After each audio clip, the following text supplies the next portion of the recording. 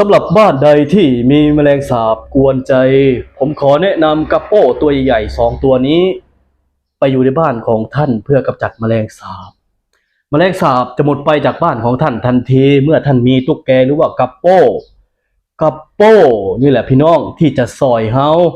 กัปโป้นี่แหละที่จะช่วยเรากำจัดแมลงสาบโดยที่เราไม่ต้องไปทำอะไรกับแมลงสาบกัปโป้หรือว่าตุ๊กแกนี้จะช่วยกำจัดเคลียร์ปัญหาจากบ้านของเราบ้านอันเป็นที่รักของเราก็ควรจะมี